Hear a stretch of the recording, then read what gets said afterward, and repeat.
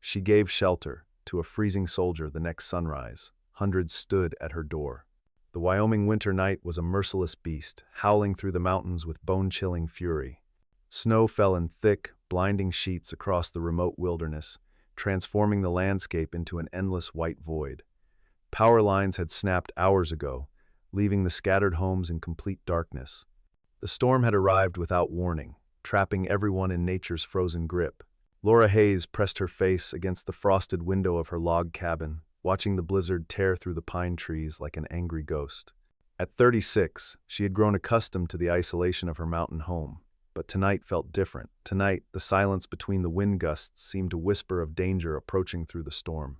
She pulled her wool sweater tighter around her shoulders and turned back to the dying embers in her fireplace. The cabin felt smaller somehow, as if the walls were closing in with each gust of wind. Laura had lived here alone for 3 years now, ever since her husband David had been killed in Afghanistan. The memories of their life together still haunted every corner of this place they had built with their own hands. Suddenly, a thunderous pounding erupted from her front door. The sound cut through the storm's roar like gunshots, urgent and desperate. Laura's heart hammered against her ribs as she grabbed the old pistol David had taught her to use. Her hands trembled as she approached the door, knowing that nothing good traveled through a blizzard at this hour. "Please," a man's voice called out, barely audible above the wind. "I need help. I'm dying out here." Laura hesitated, her finger hovering over the safety of her weapon. 3 years of solitude had taught her to trust no one, especially strangers who appeared in the middle of nowhere during deadly storms. But something in that voice, something raw and desperate, reminded her of David's last phone call from overseas. She unlocked the heavy wooden door and pulled it open. A figure collapsed forward into her arms, nearly knocking her backward. The man was massive, dressed in torn military fatigues that were soaked through with blood and snow. His lips were blue-black with frostbite, and his entire body shook with violent spasms from hypothermia. "Help me," he whispered through chattering teeth, his dark eyes pleading with her. In his arms, he clutched something tightly against his chest, protecting it even as consciousness began to slip away from him. Laura made her decision in that split second. She dragged the stranger inside, slamming the door against the storm's fury. As she helped him toward the fireplace, she noticed the multiple bullet wounds in his shoulder and leg, the way he moved like a trained soldier despite his injuries.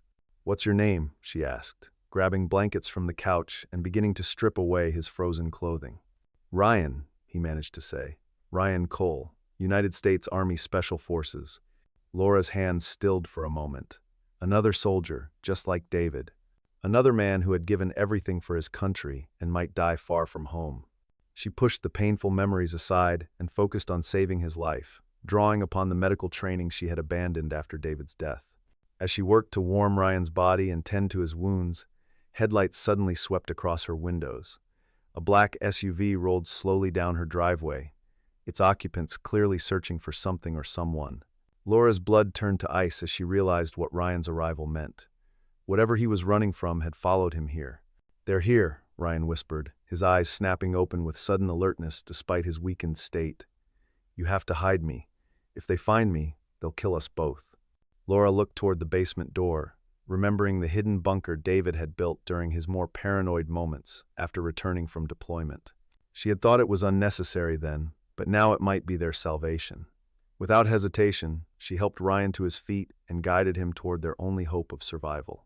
The sound of car doors slamming echoed through the storm as dark figures began to surround her home.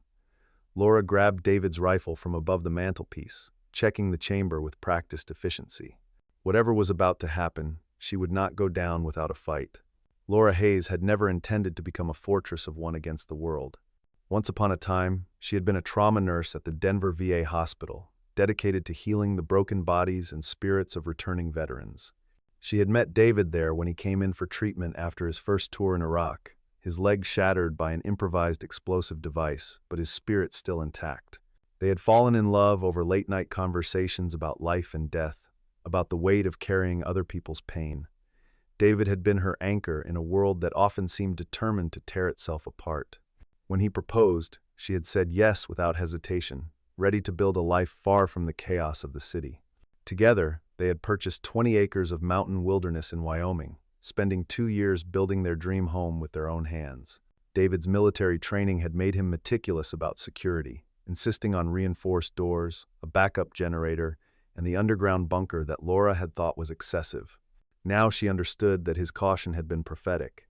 When David deployed for his final tour in Afghanistan, Laura had continued working at the hospital, saving money for the day he would return and they could start the family they had planned. But that day never came. The knock on her door had come from two uniformed officers who spoke in careful, measured tones about improvised explosive devices and immediate casualties. The grief had been overwhelming, consuming everything Laura thought she knew about herself. She had quit her job, sold their house in Denver, and retreated to the mountain cabin where she and David had been happiest.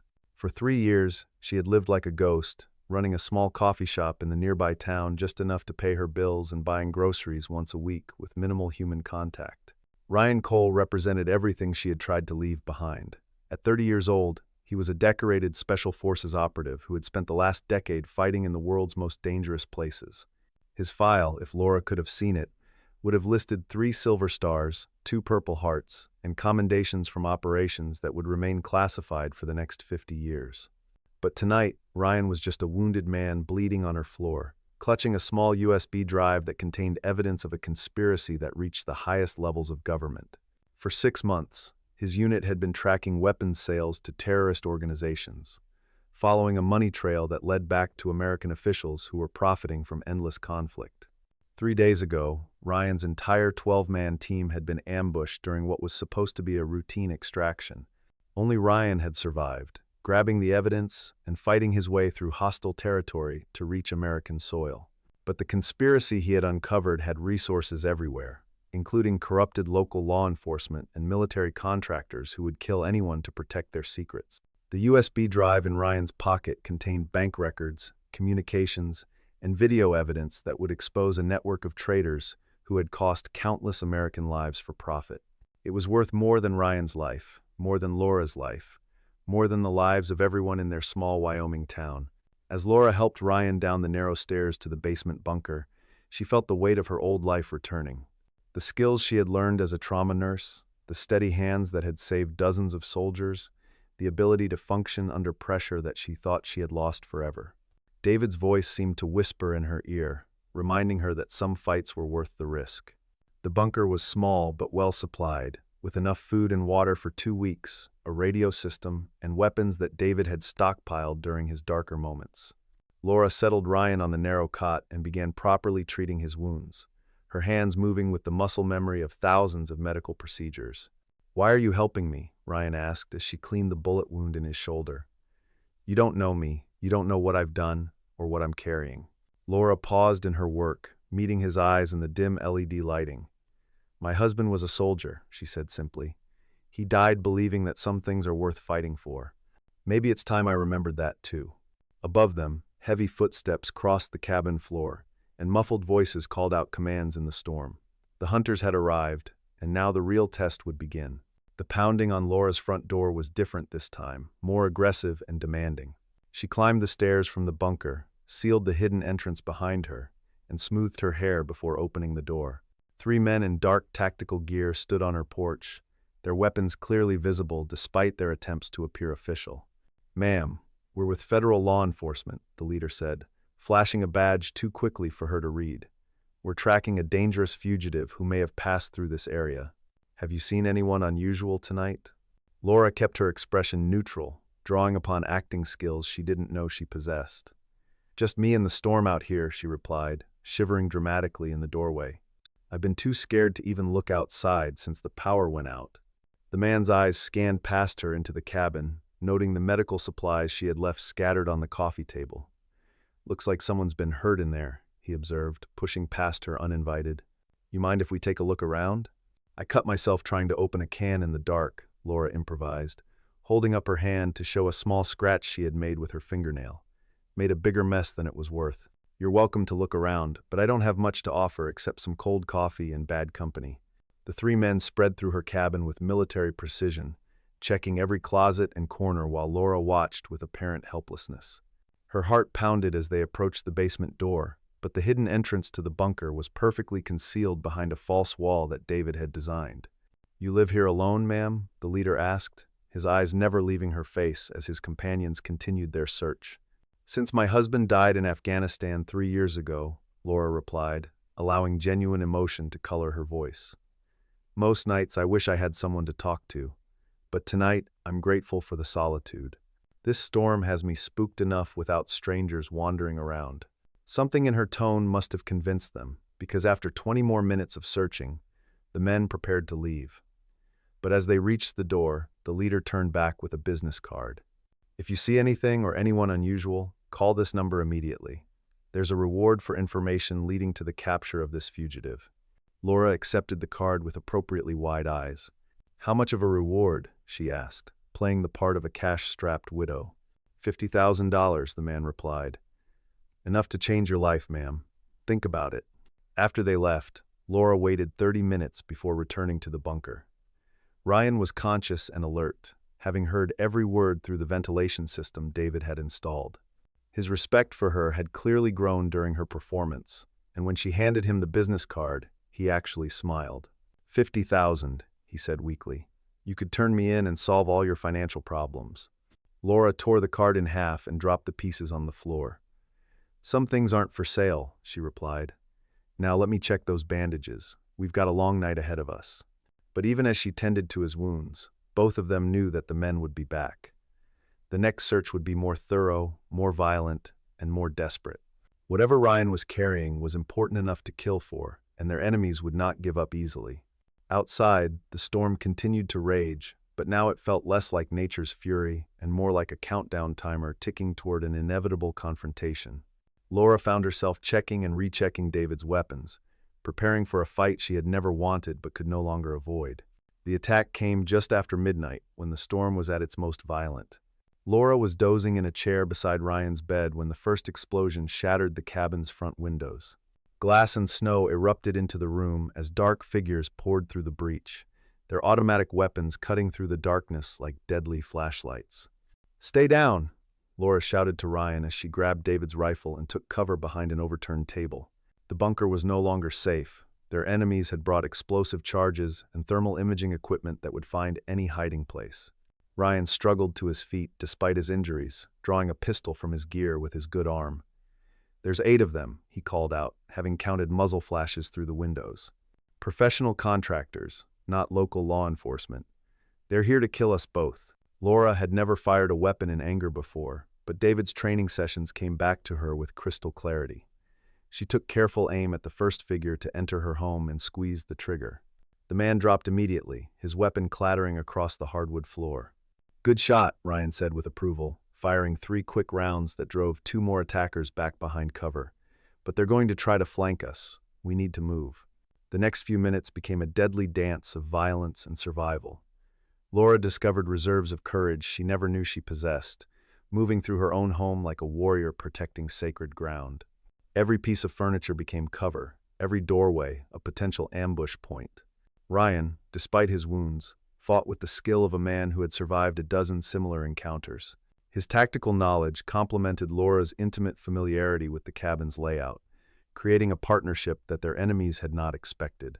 But the attackers had superior numbers and equipment. Slowly, methodically, they pushed Laura and Ryan toward the back of the cabin, cutting off their escape routes and forcing them into an increasingly desperate situation. "The back window," Ryan gasped, blood seeping through his bandages from the exertion.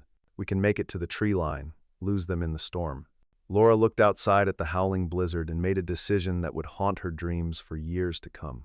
She pulled the pin from one of David's emergency flares and threw it toward the attackers, creating a brilliant red distraction that lit up the entire cabin.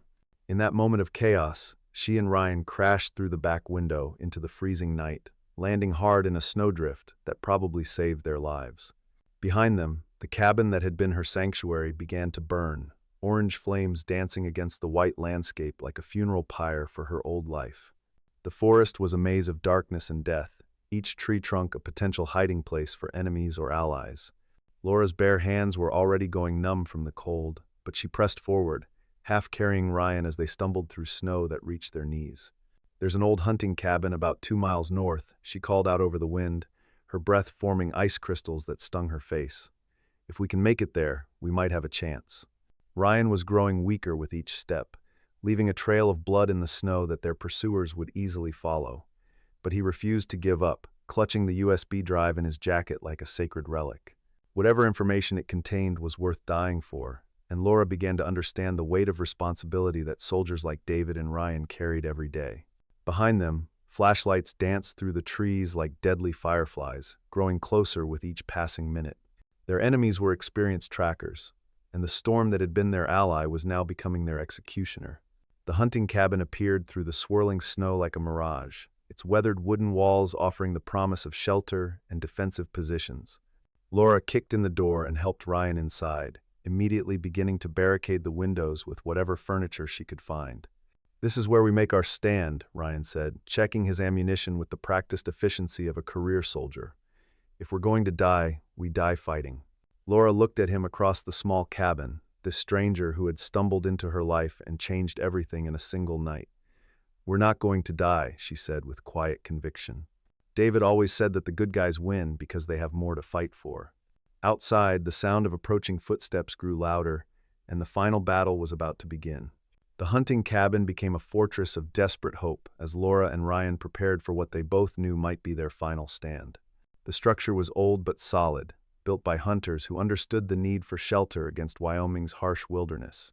Its thick log walls would stop most small arms fire, but they wouldn't hold forever against the professional killers closing in around them.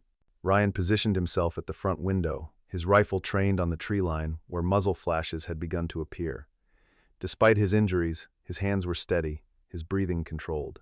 This was what he had been trained for, what he had done in Afghanistan, Iraq, and a dozen other places where American interests required quiet violence.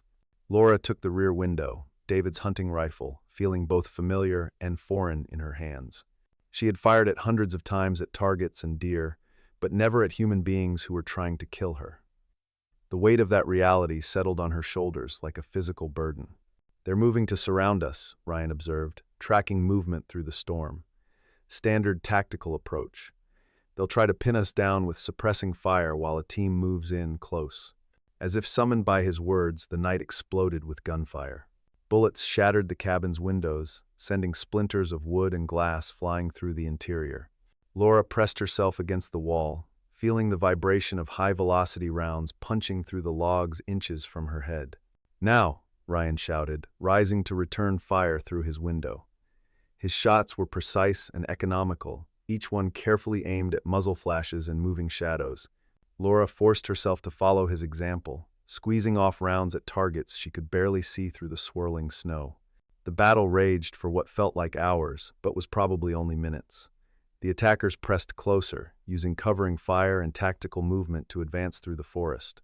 Ryan's ammunition began to run low, and Laura could see fresh blood seeping through his bandages as his wounds reopened under the stress of combat.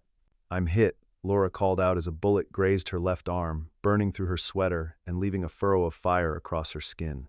The pain was shocking but not incapacitating, and she continued firing with grim determination. Ryan abandoned his position at the front window and crawled toward her, pressing a field dressing against her wound. "It's not bad," he assured her, his voice steady despite their desperate situation. "But we're running out of options." "No," Laura said, pushing him away and returning to her rifle. "We don't give up. We don't ever give up." Something in her voice, some echo of David's unbreakable spirit, seemed to reach Ryan on a level deeper than conscious thought. He nodded once and returned to his own weapon, firing carefully aimed shots that dropped two more attackers in quick succession. But their enemies were adapting, using smoke grenades and coordinated assaults that pushed the defenders to their breaking point. The cabin's interior filled with acrid smoke that made breathing difficult and aiming nearly impossible. "The USB drive," Ryan gasped, pulling the device from his jacket with trembling fingers. "If something happens to me, you have to get this to Fort Carson in Colorado Springs. Ask for Colonel Martinez in intelligence. Tell him Ryan Cole sent you." Laura took the drive, feeling its insignificant weight in her palm. Such a small thing to cost so many lives, to bring so much death to her quiet mountain home. But she understood now that some secrets were worth dying for, some truths were worth any sacrifice. "We're getting out of here together," she told Ryan firmly. "Both of us. I didn't save your life just to watch you die in some abandoned cabin." The final assault came with overwhelming force. The remaining attackers charged the cabin from 3 directions simultaneously, their automatic weapons laying down a withering barrage that turned the wooden walls into kindling. Ryan and Laura fought back with everything they had, but they were outnumbered and outgunned. Just as their ammunition ran out and death seemed inevitable, a new sound cut through the storm's roar. The distinctive whop whop whop of military helicopters approaching fast and low, their searchlights cutting through the darkness like swords of salvation.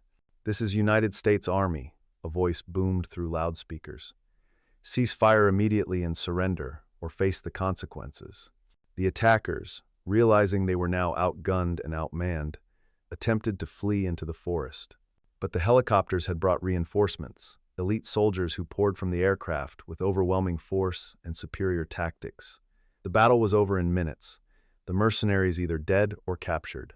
Ryan collapsed against the cabin wall, his strength finally giving out as adrenaline faded and blood loss took its toll. Laura knelt beside him, checking his pulse and breathing as she had been trained to do so many years ago. "The cavalry arrived just in time," he whispered, managing a weak smile, "just like in the movies." "Don't talk," Laura ordered, applying pressure to his wounds while medics approached through the snow.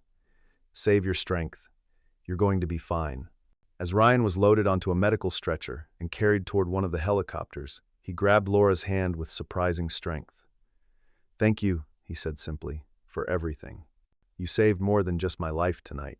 Laura watched the helicopters disappear into the storm, carrying Ryan and the evidence that would expose a conspiracy and save countless other lives.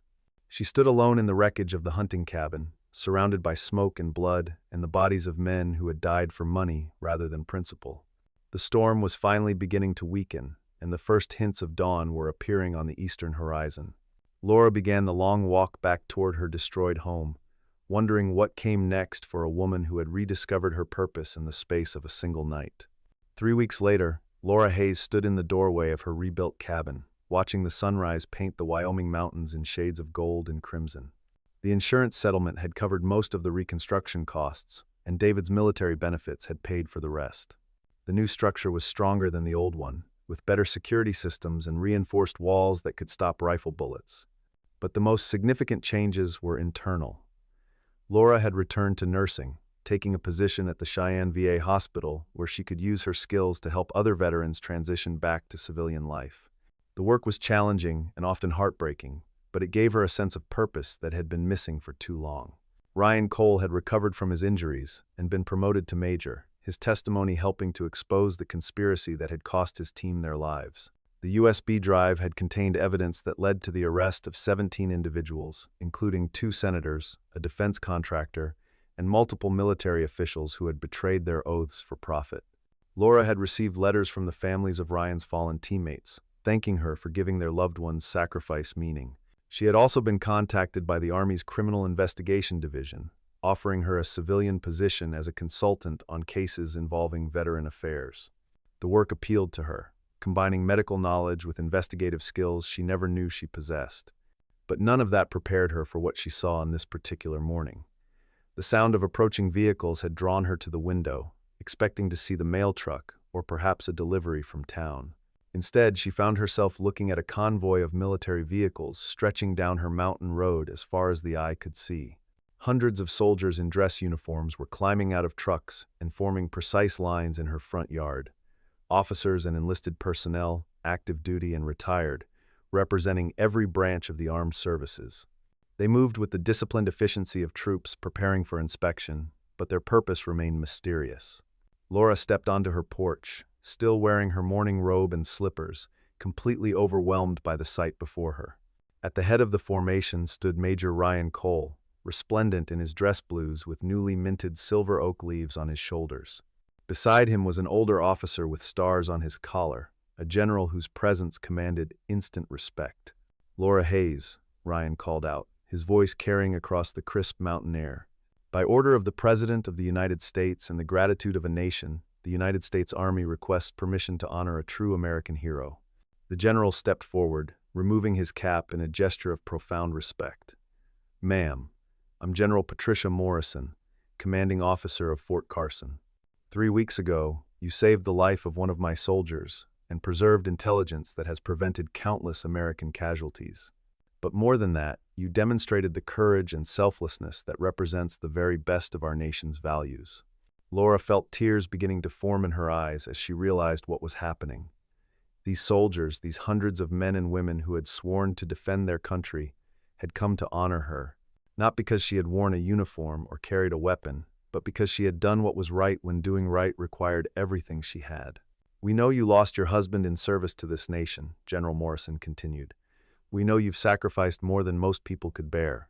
But we also know that when one of our own needed help, you didn't hesitate.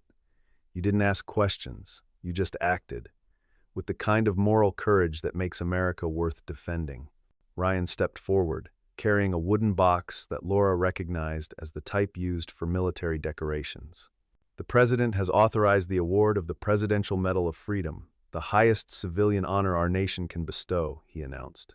"But before that ceremony takes place in Washington, we wanted to present you with something else." He opened the box, revealing a medal that Laura had never seen before. It was simple but beautiful, with an eagle clutching arrows and an olive branch, suspended from a ribbon of red, white, and blue.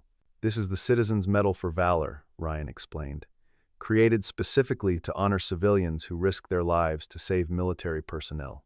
You're the first person to receive it, and the Army wanted you to know that your actions will never be forgotten." As Ryan pinned the medal to Laura's robe, the hundreds of assembled soldiers came to attention with a sound like thunder. Then, in perfect unison, they rendered the most precise salute Laura had ever seen, holding the position for a full minute while the mountain wind whipped their flags and carried the echo of their tribute across the wilderness. Laura found herself sobbing openly, overwhelmed by the magnitude of honor these warriors were showing her. She thought of David, wishing he could see this moment, knowing somehow that he would be proud of the woman she had become in his absence. "There's something else," Ryan said quietly, approaching as the formation began to relax. "The Army is establishing a new program to help veterans transition back to civilian life, providing counseling and support services in rural communities. They want to name it the David Hayes Memorial Foundation, in honor of your husband's service. And they want you to run it," General Morrison added. "If you're interested, of course.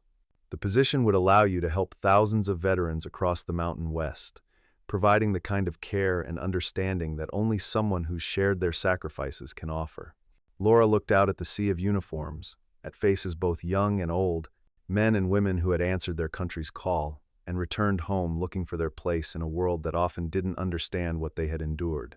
She thought of Ryan, bleeding on her floor, trusting her with his life.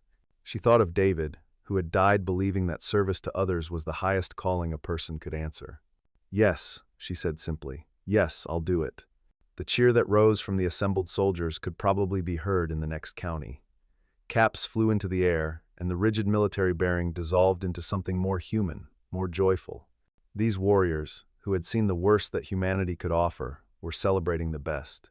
As the formal ceremony concluded and the soldiers began to load back into their vehicles, Ryan lingered on Laura's porch.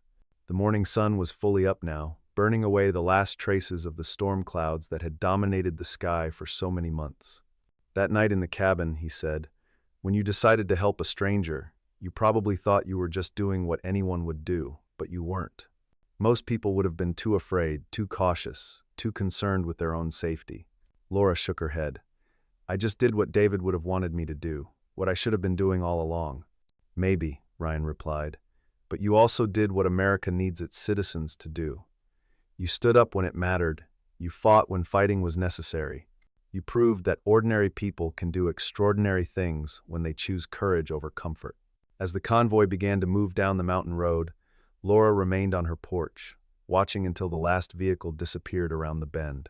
The metal felt warm against her chest, a tangible reminder of a night that had changed everything. She thought about the foundation she would soon be running, about all the veterans who would find their way to her door looking for understanding and support. She thought about David, and about the promise she had made to him on their wedding day to always be there for those who needed help. The sun climbed higher into the clear Wyoming sky, painting the snow-covered peaks in brilliant white light. Laura Hayes, widow, nurse, and now officially recognized American hero, went inside to make coffee and begin planning for a future filled with purpose and hope. That night, she had given shelter to a freezing soldier. The next sunrise, hundreds had stood at her door to honor that choice, But the real victory wasn't in the recognition or the medals or the foundation that would bear her husband's name. The real victory was in the knowledge that when darkness had threatened to consume everything she believed in, she had chosen to light a candle rather than curse the storm. And in doing so, she had discovered that sometimes one person's courage really can change the world. In the end, Laura Hayes had learned what David had always known, that heroes aren't born from supernatural powers or extraordinary circumstances. They're forged in ordinary moments when ordinary people decide that doing what's right matters more than doing what's safe. And on that mountain morning, surrounded by the gratitude of a nation and the promise of meaningful work ahead, Laura finally understood that her story wasn't ending. It was just beginning.